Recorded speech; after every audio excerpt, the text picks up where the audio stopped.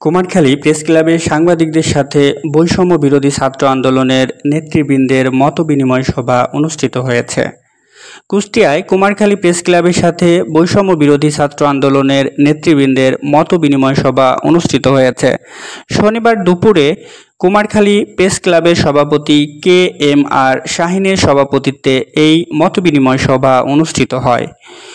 এ সময় বৈষম্য বিরোধী ছাত্র আন্দোলনের ছাত্ররা বলেন, আমার ভাইয়ের রক্তের বিনিময়ে পেয়েছি আজকের এই স্বাধীনতা। এই স্বাধীনতা নিয়ে কুমারখালীতে কাউকে আমরা নৈরাজ্য সৃষ্টি করতে কখনোই দেব না।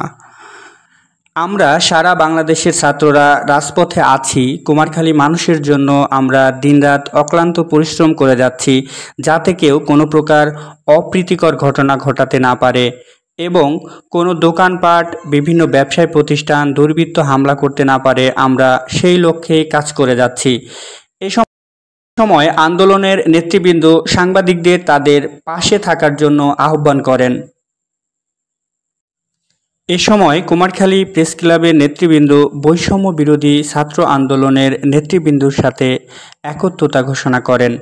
কুমারখালী প্রেস ক্লাবের নেতৃবৃন্দর মধ্যে উপস্থিত ছিলেন প্রেস ক্লাবের সহ সভাপতি আবু দাউদ রিপন, সাধারণ সম্পাদক MA উল্লাস, প্রচার ও প্রকাশনা সম্পাদক মোশাররফ হোসেন, নির্বাহী সদস্য মিজানুর রহমান নয়ন, আরাফাত হোসেন প্রমুখ। বৈষম্য বিরোধী ছাত্র আন্দোলনের গর্বিত যোদ্ধাদের মধ্যে 10 জন নেতা এ সময় উপস্থিত ছিলেন।